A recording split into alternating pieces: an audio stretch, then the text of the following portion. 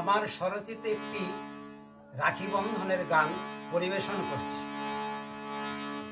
এসো এসো ভাই বোনেরা